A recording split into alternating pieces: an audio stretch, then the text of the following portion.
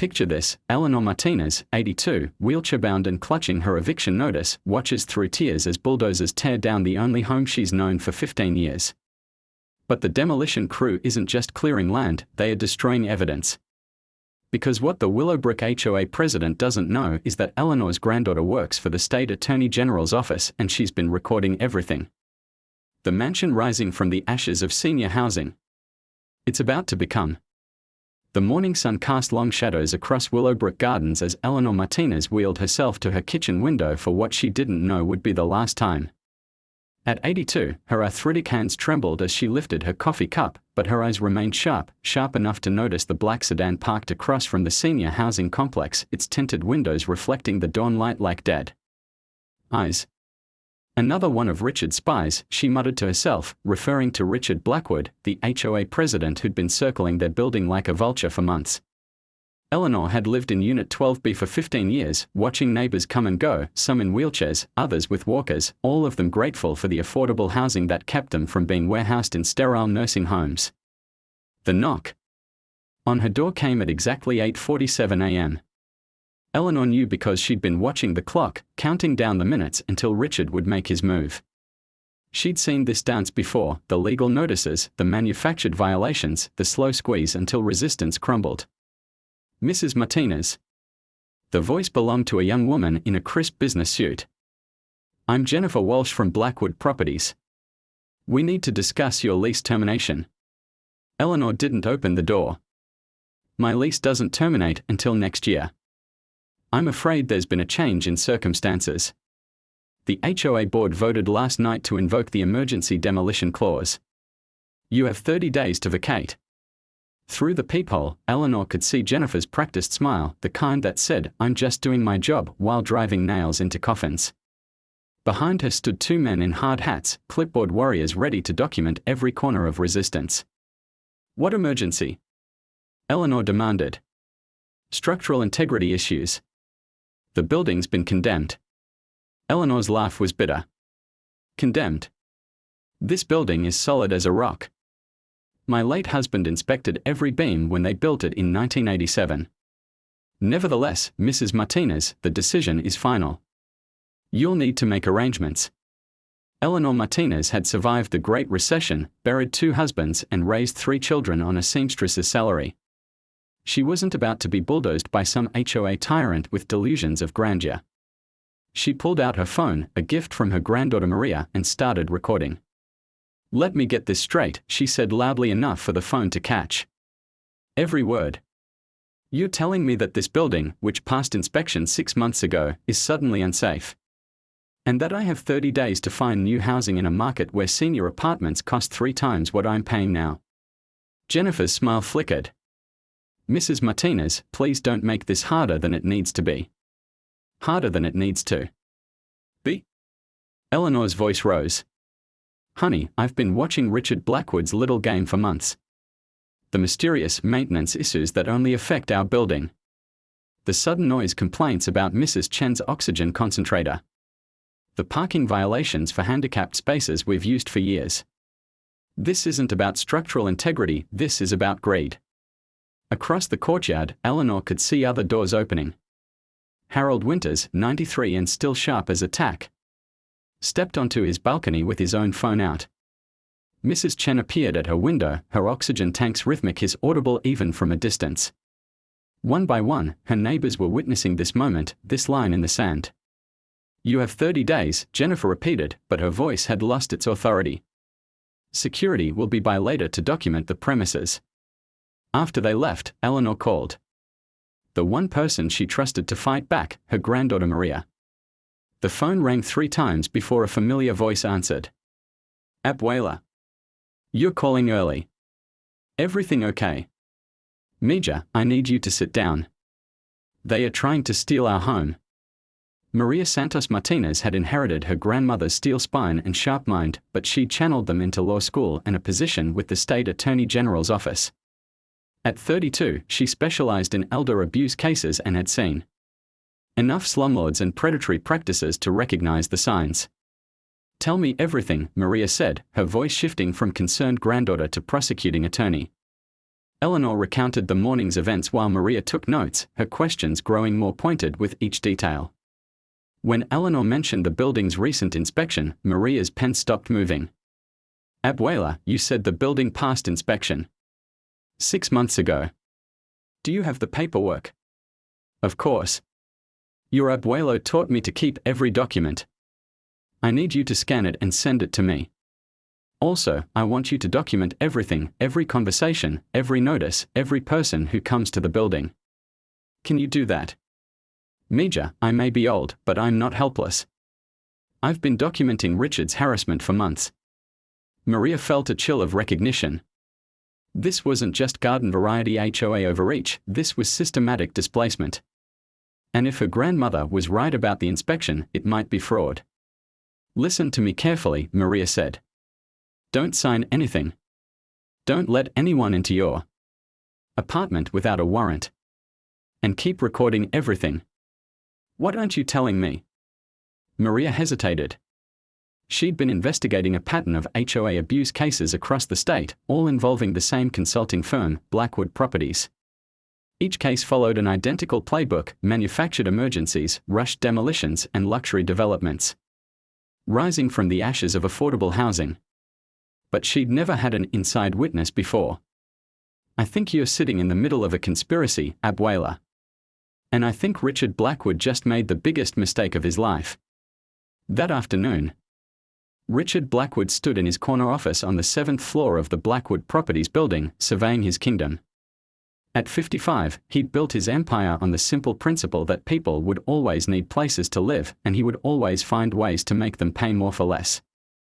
The Willowbrook project was his masterpiece, a luxury development that would triple the property values and his personal net worth. His assistant, David Chen, knocked and entered with a stack of documents. The demolition permits came through, he said, setting them on Richard's mahogany desk. We can start next week. Richard smiled, the expression never reaching his eyes. Excellent. Any resistance from the tenants? Nothing we can't handle. Mrs. Martinez made some noise, but she's 82 and wheelchair-bound. The others are even more fragile. Perfect. The construction crew is standing by. Ready to move as soon as the building's empty. Richard pulled out architectural plans for the Blackwood Manor, a sprawling mansion that would serve as both his residence and the centerpiece of the luxury development. The irony wasn't lost on him: 24 senior citizens would lose their homes so he could build one house. But irony didn't pay mortgages or fund political campaigns. What about the city council? Richard asked. Councilman Harrison is on board. His construction company gets the excavation contract. And the state inspectors? Bought and paid for. The structural integrity report will be filed tomorrow. Richard stood and walked to his window, looking out at the city skyline. Somewhere out there, Eleanor Martinez was probably crying into her coffee, wondering where she'd live when the bulldozers came. He felt nothing. There's one more thing, David said. Mrs. Martinez was recording when Jennifer served the notice. Richard turned sharply. Recording? Phone video? She was asking specific questions about inspections and documentation. Handle it, Richard said. Whatever it takes. But while Richard was making his threats, Maria Santos Martinez was already 3 steps ahead. She'd spent the afternoon pulling public records, and what she found made her blood run cold. The Willowbrook building hadn't just passed inspection, it had received a safety commendation. The structural integrity report didn't exist yet. But the demolition permits had been fast-tracked through the same city council member who'd approved 3 similar projects in the past year. This wasn't just fraud, it was a pattern of systematic corruption that reached into City Hall itself. Maria's phone buzzed with a text from her grandmother: more visitors. Recording everything. She quickly called Eleanor back. Abuela, who's there? 2 men in suits. They say they are from the city, but their car has private security plates. Are they asking to come in? They are demanding it. Something about a safety inspection. Maria's heart raced. If they were trying to plant evidence or intimidate her grandmother, she needed to act fast. Tell them you're not feeling well. And can't have visitors. If they insist, tell them to come back with a warrant. Mija, they are not taking no for an answer. Through the phone, Maria could hear raised voices and her grandmother's oxygen tank working harder. Eleanor's heart condition meant stress could literally kill her. I'm calling the police, Maria said. No, Mija. I have a better idea. Before Maria could ask what she meant, Eleanor had switched to video call. The screen showed her grandmother's face, but in the background, Maria Cu. Maria Santos Martinez arrived at the Attorney General's office at 6:30 a.m., 2 hours before her official start time. She needed the quiet morning hours to piece together what was becoming the most complex fraud case of her career.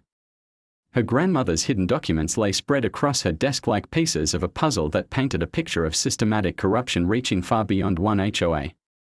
The original lease agreement was a goldmine.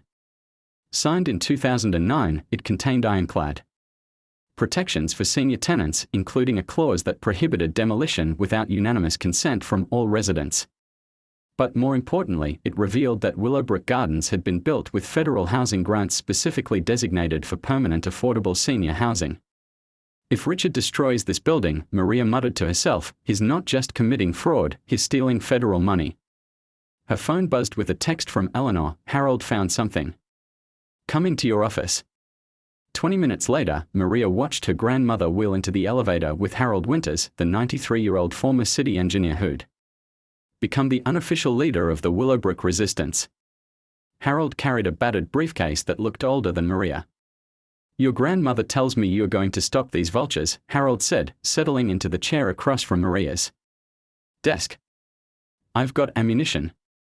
Harold opened his briefcase with shaking hands but steady purpose. Inside were blueprints, inspection reports, and correspondence dating back to the building's construction. I helped design the foundation systems for Willowbrook, he said. This building could survive an earthquake. There's no structural integrity issue. Maria studied the documents. Harold's credentials were impeccable, 40 years as a city engineer, including oversight of the original Willowbrook construction. His testimony would demolish Richard's claims. There's more, Harold continued. I've been tracking the other buildings Richard's destroyed. Same pattern every time, manufactured emergencies, rushed demolitions, luxury developments. But I found something else. He pulled out a photograph of a construction site. This was the Maple Grove Senior Center. Richard demolished it last year, using the same structural integrity excuse. But look at this. The photograph showed the demolished building's foundation, solid concrete with no visible damage. I snuck onto the site after the demolition. That foundation was perfect. They destroyed a perfectly good building to build Richard's golf course. Eleanor leaned forward. How many buildings? 7 in the past 3 years. All senior housing. All demolished for safety reasons. All replaced with luxury developments. Richard stolen over 200 homes from elderly residents. Maria felt her prosecutor's instincts kicking into high gear. This wasn't just about her grandmother's apartment, it was about a systematic pattern of elder abuse and fraud. Harold, would you be willing to testify? Honey, I've been waiting my whole career to nail a crook like Richard Blackwood. Try and stop me. As Harold and Eleanor left, Maria began building her case. She pulled records on all 7 demolished buildings, cross-referenced the city council votes, and traced the paper trail of permits and inspections. What she found made her stomach turn. Every demolition had been approved by the same city council member, James Harrison, who coincidentally owned the construction company that got the excavation contracts. The same building inspector had condemned all 7 structures, Dr. Marcus Webb, who'd been paid consulting fees by Blackwood Properties. And the same law firm had processed all the evictions, Sterling and Associates, which listed Richard Blackwood as a silent partner. This wasn't just fraud, it was a criminal conspiracy involving city officials, inspectors, and lawyers. Maria reached for her phone to call her supervisor, but it rang before she could dial. Maria Santos Martinez. Ms. Martinez, this is Dr. Webb from the City Building Department. I understand you've been asking questions about the Willowbrook inspection. Maria's blood chilled. She'd been careful to keep her investigation quiet, but somehow word had leaked. What can I do for you, Dr. Webb? I think there's been a misunderstanding about the building's condition. Perhaps we could meet and discuss the technical details. I'm sure we can work something out through official channels. I'd prefer to handle this informally. Today, if possible. Maria recognized the tone. It was the same practiced politeness. She'd heard from Jennifer Walsh, the same false courtesy that masked threats. I'll need to check my schedule and get back to you. I think you'll find it's in everyone's best interest to resolve this quickly. The line went dead. Maria stared at her phone, realizing that her investigation had triggered alarms in Richard's network. She was no longer just gathering evidence, she was being hunted. Meanwhile, across town, Richard Blackwood was pacing his office like a caged animal. The morning had brought nothing but bad news. His surveillance team had failed to plant their bugs effectively, Eleanor Martinez had documented everything, and now there were rumors of a state investigation. How did this happen? Richard demanded, glaring at David Chen and Dr. Webb, who'd been summoned for an emergency meeting. The old woman's granddaughter works for the Attorney General's office, David said. She's been pulling records all morning. What records? Everything. The other demolitions, the city council votes, the inspection reports. She's connecting the dots. Richard's face went pale. The beauty of his scheme had been its subtlety, one building at a time, spread across different neighborhoods, with enough time between demolitions to avoid suspicion. But if someone was looking at the pattern. Dr. Webb, what did you tell her? I tried to sound concerned, offered to meet. She was evasive. Because she knows, Richard said. She knows the inspection was fake. What do you want me to do? Richard walked to his window, looking out at the city he'd spent decades learning to manipulate. Every building below represented opportunity, ways to extract profit from human necessity. But Maria Santos Martinez threatened to expose the entire system. We accelerate the timeline, Richard said. How quickly can we demolish Willowbrook? The tenants haven't been fully evicted yet, David protested. Then we make them leave. Cut the power, shut off the water, make it uninhabitable. That's illegal. So is what we've been doing for 3 years, Richard snapped. The difference is, we haven't been caught yet. Dr. Webb shifted uncomfortably. Richard, if the state is investigating, the state isn't investigating. One prosecutor is asking questions. There's a difference. What about the other tenants? Harold Winters has been talking to reporters. Richard's expression hardened. Harold Winters is a 93-year-old man with a heart condition. Stress can be very dangerous at his age. The room fell silent. David and Dr. Webb exchanged glances, both recognizing that Richard had just crossed a line from fraud into something much darker. You're not seriously suggesting, David began. I'm not suggesting anything, Richard said. I'm simply observing that elderly people are fragile. Accidents happen. Especially during the chaos of forced relocations. At that moment, Eleanor Martinez was proving that she was anything but fragile. She'd spent the morning visiting every apartment in Willowbrook Gardens, armed with Maria's legal advice and Harold's engineering expertise. What she found was a building full of frightened seniors who'd been too intimidated to fight back until now. Mrs. Chen, Eleanor said, knocking on the door of apartment 8A. It's Eleanor Martinez. I need to talk to you. The door opened to reveal a tiny woman connected to an oxygen tank, her eyes wide with fear. Eleanor, they said if we cause trouble, they'll call immigration on my son. They are lying, Eleanor said firmly.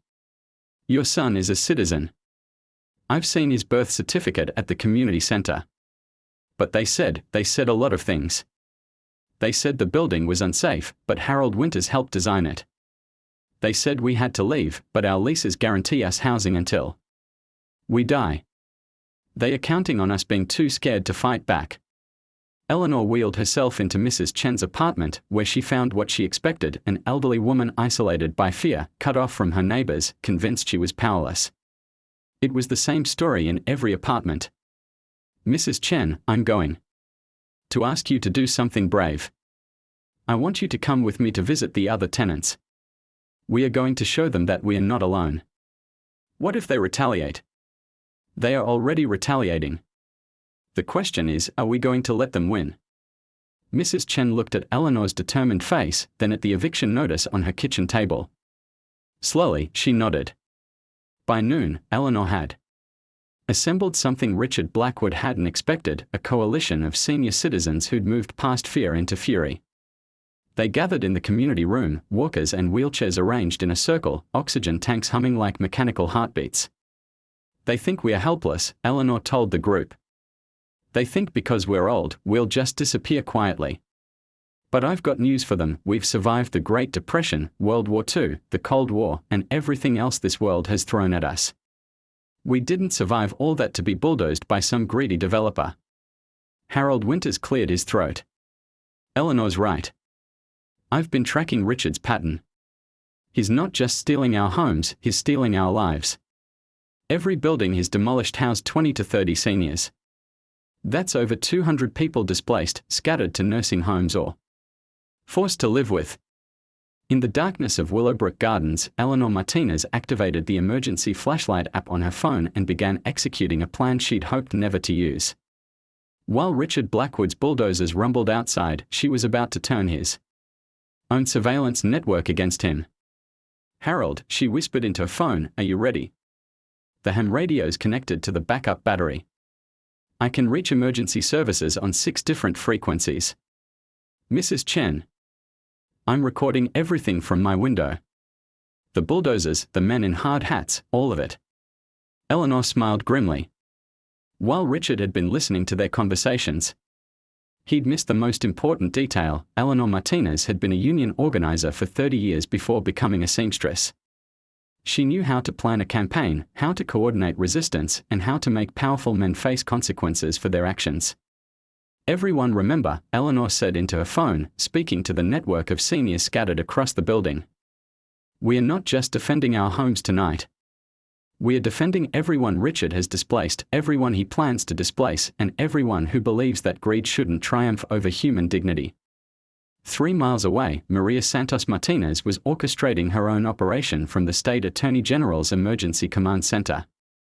She'd spent the afternoon briefing her supervisor, Assistant Attorney General Patricia Hawkins, on the scope of Richard's criminal enterprise. 7 buildings, over 200 displaced residents, and enough evidence to prosecute half the city council, Maria explained, gesturing to the wall of documents, photographs, and financial records. But tonight, he's going to hand us everything we need to destroy him. You're sure he'll move tonight? Patricia asked. He's panicking. My grandmother's coalition spooked him, and he knows we're building a case. He's going to try to destroy the evidence by demolishing the building before we can get an injunction. And if he succeeds, then we'll have him on federal charges. The building was funded with federal housing grants. Destroying it without proper authorization isn't just fraud, it's theft of federal property. Patricia nodded. What do you need from me? Federal marshals, news crews, and search warrants for every property Richard owns. When he makes his move, we are going to be ready. As if summoned by her words, Maria's phone rang. Eleanor's name appeared on the screen. Abuela, what's happening? They cut the power and surrounded the building with bulldozers. But Mija, they made a mistake. Harold found surveillance equipment and we've been recording everything for the past hour. Are you safe? For now. But Richard's here. He's arguing with the demolition crew about something. Maria's blood ran cold. Richard never came to sites. Personally, he always maintained plausible deniability.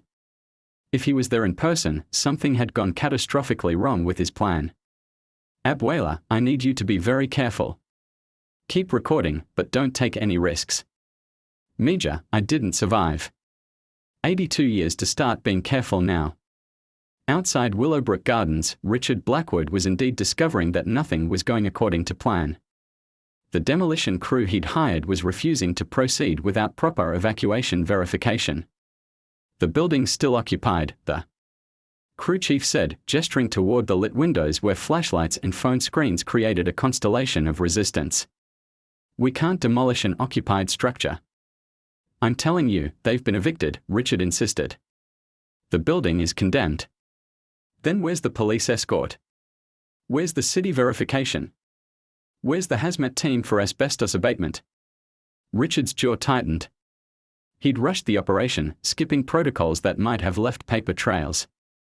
But now his shortcuts were becoming obstacles. I'm paying you $50,000 to tear down this building tonight, Richard said. Are you going to do your job or not? The crew chief studied Richard's face, seeing the desperation beneath the arrogance. Not without proper documentation. Too many liability issues. Then I'll find someone who will. But as Richard reached for his phone, Harold Winter's voice crackled across the emergency radio frequencies. Mayday, Mayday, this is Harold Winters at Willowbrook Gardens. We have an elderly population under siege by illegal demolition crews. Request immediate police and fire department response. Within minutes, the first emergency vehicles arrived. Police cars, fire trucks, and paramedics surrounded the building, their red and blue lights turning the scene into a surreal light show. Richard watched his careful operation dissolve into chaos. Sir, a police sergeant approached Richard. Are you the property owner? I'm the HOA president. This building has been condemned. I'm going to need to see the official condemnation order, the evacuation authorization, and the demolition permit. Richard's confidence faltered. The paperwork existed, but it was all fraudulent, doctored inspection reports, forged signatures, and backdated permits. Under close scrutiny, it would crumble. The documents are at my office, Richard said. Then this operation is suspended. Until you can provide proper documentation. As the police sergeant spoke, news vans began arriving. Harold's radio call had been monitored by local news stations, and the story of seniors defending their homes against midnight demolition was too compelling to ignore. Reporter Sarah Chen from Channel 7 News pushed through the crowd, her camera crew in tow. Mr. Blackwood, can you comment on allegations that you've been systematically demolishing senior housing for personal profit? Richard's face went pale. No comment. What about reports that you've displaced over 200 elderly residents in the past 3 years? I said no comment. But Sarah Chen wasn't finished. Mr. Blackwood, we have documents suggesting that you've been bribing city officials to approve fraudulent demolitions. Would you care to respond? Richard pushed past the reporters, but there was nowhere to hide. The police had cordoned off the area, the news crews were filming everything, and his demolition crew was packing up their equipment. Inside the building, Eleanor Martinez was watching the scene unfold from her window while maintaining phone contact with Maria. Mija, the police are here. The news crews are here. And Richard looks like he's about to have a heart attack. Perfect. Maria said. Now we spring the real trap. What do you mean? Remember those surveillance devices Harold found? We traced them back to their source. Richard's been running an illegal wiretapping operation from his office building. Federal marshals are executing search warrants right now. Eleanor's eyes widened. How did you? Harold's ham radio isn't just for emergencies. He's been recording Richard's surveillance frequencies for weeks. We have hundreds of hours of illegally intercepted communications. As if orchestrated by a cosmic sense of justice, Richard's phone rang at that moment. David Chen's panicked voice carried across the courtyard. Richard, the feds are here. They are seizing everything, computers, files, recordings. They know about the surveillance equipment. Richard's face went white. The surveillance operation had been his insurance policy, a way to stay ahead of opposition and critics. But it had also been a federal crime, and now the evidence was being used against him. Sir, the police sergeant approached again. I'm going to need you to come with me. Am I under arrest? You're being detained for questioning regarding illegal surveillance activities. You have the right to remain silent. As the Miranda rights echoed across the courtyard, Eleanor Martinez felt a satisfaction deeper than any she'd experienced in years. But her triumph was interrupted by Harold's urgent voice on the radio. Eleanor, we have a problem. Mrs. Patterson in 4B is having chest pains. I think it's her heart. Eleanor's celebration turned to cold fear. Mrs. Patterson was 87 years old with a history of cardiac issues. The stress of the evening's events could kill her. "Harold, I'm coming down. Call the paramedics. They are already on scene, but they need to get her to the hospital. The ambulance can't get through the crowd." Eleanor Martinez faced a choice that would define her legacy. She could stay safe in her apartment, watching Richard's arrest from her window. Or she could risk everything to save her neighbor. She chose to act. Eleanor wheeled herself out of her apartment and toward the elevator, her phone still connected. To Maria. "Mija, Mrs. Patterson is having a heart attack. I'm going to help her." "Abuela, stay where you are. The paramedics will handle it." "The paramedics can't get through the crowd. She needs help now." Eleanor reached Mrs. Patterson's apartment to find the elderly woman collapsed on her couch, clutching her chest and struggling to breathe. The paramedics were at the building's entrance, but the crowd of police, reporters, and demolition equipment blocked their path. "Mrs. Patterson," Eleanor said, taking her neighbor's hand, "help is coming. You just need to hold on." But Mrs. Patterson's breathing was becoming more labored. Eleanor realized that without immediate intervention, her neighbor would die while rescue workers stood 50 feet away. Eleanor Martinez made a decision that would be remembered in Willowbrook Gardens for generations. She activated her phone's emergency broadcast system and began coordinating the crowd like a general commanding troops. "This is Eleanor Martinez," her voice carried across the courtyard through Harold's radio system. "I need everyone to clear a path from the ambulance to the building entrance. Mrs. Patterson is having a heart attack." Something remarkable happened. Police officers began moving B. 3 weeks after Richard Blackwood's arrest, Eleanor Martinez thought she'd seen the worst of what powerful men could do when cornered. She was wrong. The morning started like any other, Eleanor wheeling herself to the kitchen window to watch the sunrise over Willowbrook Gardens. But instead of the peaceful courtyard she expected, she found chaos. Every tire on every resident's car had been slashed. Graffiti covered the building's walls with threats and racial slurs. And in the center of the courtyard, someone had spray-painted a message in blood-red letters, "Last warning." Eleanor's hands shook as she called Maria. "Mija, they came back." "What happened?" "Vandalism, threats, intimidation. Richard's people were here overnight." Maria's voice turned sharp. "I'm on my way. Don't go outside." But Eleanor was already wheeling toward the elevator.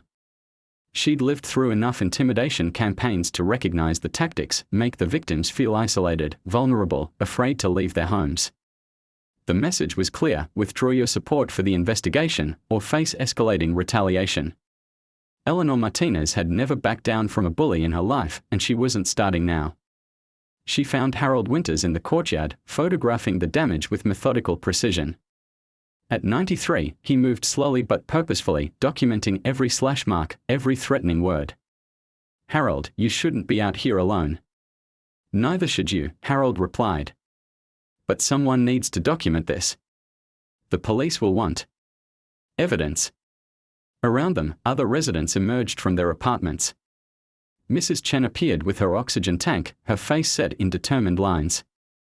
Mrs. Patterson, released from the hospital just days earlier, leaned heavily on her walker but refused to stay inside. "They think they can scare us," Mrs. Patterson said, her voice still weak but her spirit unbroken. "They don't understand what we've survived to get here." Eleanor looked around at her neighbors, elderly people who should have been enjoying peaceful retirements, not fighting for their homes against criminals and conspirators. But she also saw something that would have terrified Richard Blackwood, a community that had been tested by fire and emerged as tempered steel. "Harold, how many security cameras are in this courtyard?" "3 that I know of, plus the ones we installed after the surveillance equipment was found." "Good. And Mrs. Chen, didn't your son install that new doorbell camera last week?" "Yes, it records everything." Eleanor smiled grimly. "Then we have evidence of whoever did this. And when we find them, we are going to make them wish they'd never heard of Willowbrook Gardens." Meanwhile, in a luxury hotel suite across town, Richard Blackwood was discovering that freedom came with a price. His bail had cost him $2 million, his assets were frozen pending investigation, and his network of corrupt officials was abandoning him as quickly as possible. Worse, the federal investigation had expanded beyond his wildest nightmares. The wiretapping charges were just the beginning. Maria Santos Martinez had uncovered a pattern of fraud, elder abuse, and conspiracy that reached into the highest levels of city government.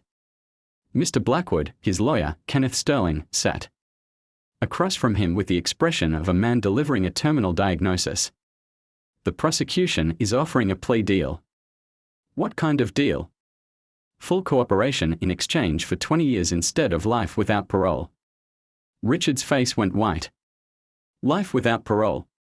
You're facing federal racketeering charges, elder abuse, conspiracy, fraud, and now witness intimidation.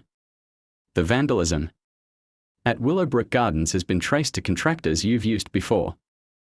I had nothing to do with that vandalism. Can you prove it? Because the FBI has security footage showing your car near the complex at 2 a.m. Richard's mind raced.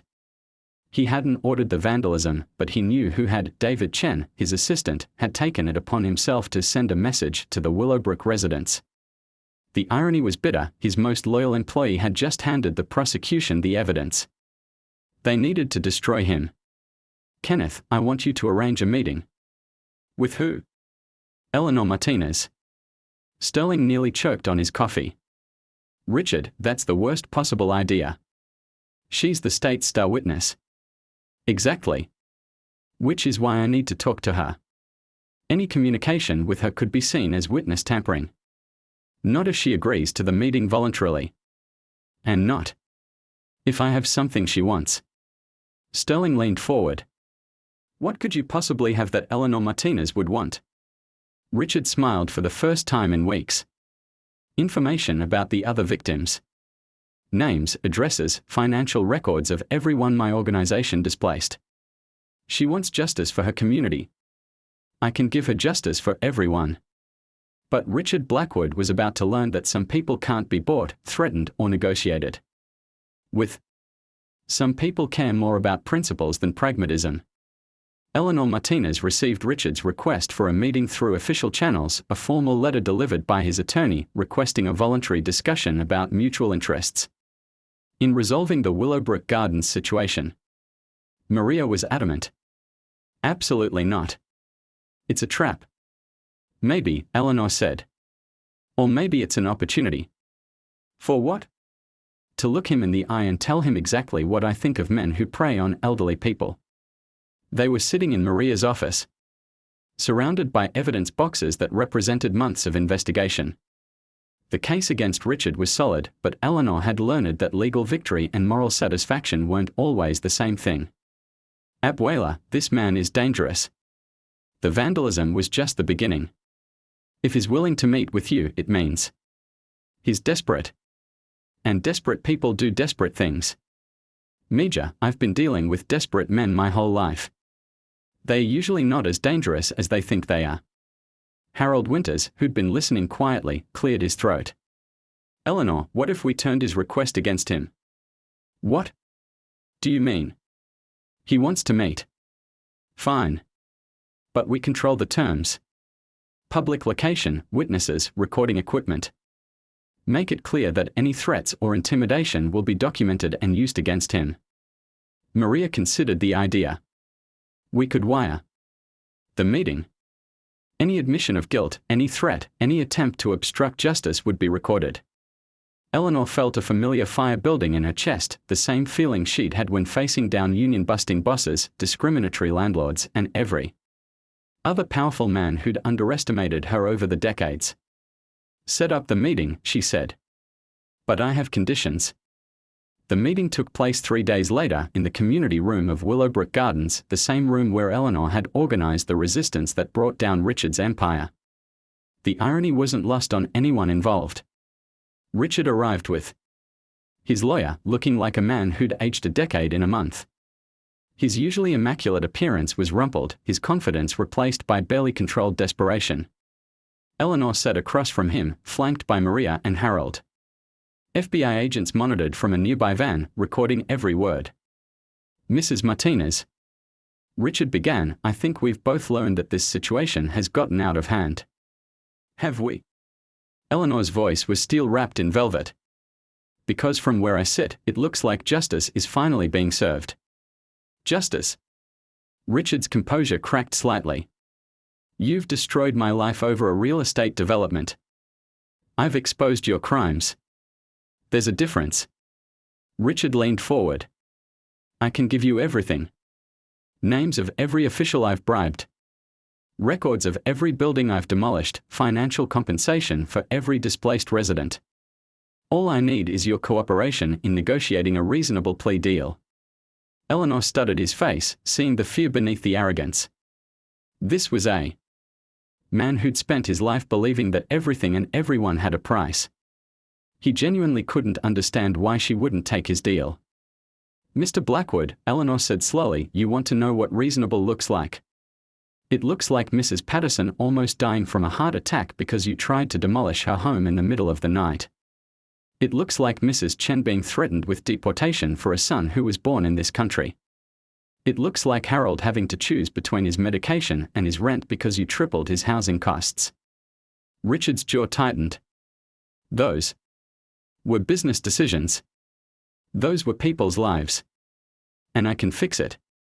I can compensate everyone, restore the buildings, fund new affordable housing projects. But I need your help to avoid a life sentence. Eleanor Martinez looked at this man who'd terrorized her community, displaced hundreds of seniors, and corrupted an entire city's government. She thought about all the victims who'd been too frightened or too isolated to fight back. She thought about the precedent this case would set for other predators watching from the shadows. Mr. Blackwood, she said, there's something you need to understand about people like me. We don't fight because we expect to win. We fight because it's right. And sometimes, what's right isn't negotiable. Richard's face went red. You're making a mistake, Mrs. Martinez. The people I worked with, they are still out there. You think this ends with me? Is that a threat? It's a reality. You've exposed a network worth millions of dollars. Do you really think they are going to let one old woman bring down their entire operation?